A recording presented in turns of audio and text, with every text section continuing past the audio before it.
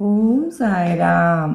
अवत गारी एक है, उलटत होई अनेक। कह कबीर नहीं उलटिये, వహీ ఏకి ఏక్ అంటే భావము. ఎవరైనా మనల్ని ఒక తిట్టు తిడితే దానికి ప్రతిక్రియగా 10 తిట్లు తిట్టకూడదు. అలా తిట్టకుండా ఉంటే ఆ తిట్టు ఒంటరిగా ఉండిపోతుంది. ఎందుకు అని అంటే గనుక ద్వేషాన్ని ద్వేషంతో జయించలేము. ప్రాణులన్నింటి రూపంలో నేనే సంచరిస్తూ ఉంటాను. ఎవరెవరిపై కోపించినా దూషించినా నాకు చాలా బాధ కలుగుతుంది. ఎవడు ధైర్యంగా నిందను దూషణను సహిస్తాడో వాడు నాకెంతో ఇష్టడు. నిన్నెవరైనా బాధించినా వాడితో పోట్లాడవద్దు.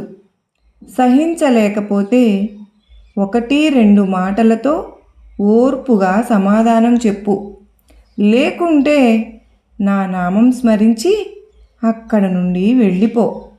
వాడితో యుద్ధం చేసి దెబ్బకు దెబ్బ తీయవద్దు. నీవెవరితోనైనా పోట్లాడితే నాకు చాలా ఏహ్యం కలుగుతుంది. ఎవరి గురించి తప్పుగా మాట్లాడవద్దు.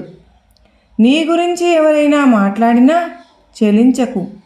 వాడి మాటలు నీకేమీ గుచ్చుకోవు కదా.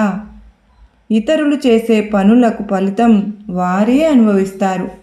నువ్వు చేసిన పనులకు ఫలితమే నీకుంటుంది అని అంటూ ఉన్నప్పుడు మరి వాళ్ళ రోజున సాయినాథునిపై ఎన్ని నిందలు ఎన్నెన్ని మాటలు మాట్లాడుతున్నారండి. షిరిడి సాయిబాబా ఒక మహానుభావులు. సాధారణ ప్రజలలో ఆధ్యాత్మిక చైతన్యాన్ని కలిగించిన గొప్ప మహానుభావులు. గొప్ప దేవుడు. ఆ సాయినాథుని భక్తి ఐక్యత మానవత్వాన్ని అత్యంత ప్రాముఖ్యంగా బోధించినవారు. మహారాష్ట్రలోని షిరిడీలో సాయినాథుని జీవితం అనేక మందికి ప్రేరణగా నిలిచింది. రామనవమి మరియు విజయదశమి వంటి పండుగలు షిరిడీలో ఎంతో భక్తి శ్రద్ధలతో అప్పటి నుంచి జరుపుకుంటూ వస్తున్నారు. ఈ సంప్రదాయం ఇప్పటికీ కొనసాగుతుంది. సాయినాథుని హిందువులు మాత్రమే కాదు, ముస్లింలు, క్రైస్తవులు మరియు ఇతర మతాల వారు కూడా సమానంగా ఆరాధిస్తూ ఉంటారు. సాయినాథుని బోధలు ఎప్పుడు విభేదాలను సృష్టించలేదు. భక్తి మరియు సహనము, సబూరి, శ్రద్ధ అనే విలువలను ప్రోత్సహించాయి. అందువల్ల ఎవ్వరూ సాయినాథునిపై వ్యతిరేకత చూపలేదు. సాయినాథుని గురించి అనవసర వివాదాలకు ఎలాంటి అర్థము లేదు. మత విభేదాలు మన మధ్య విభేదాలను సృష్టించకూడదు. నిజమైన ఆధ్యాత్మిక మనుషులను కలుపుతుంది కానీ విడదీయదు.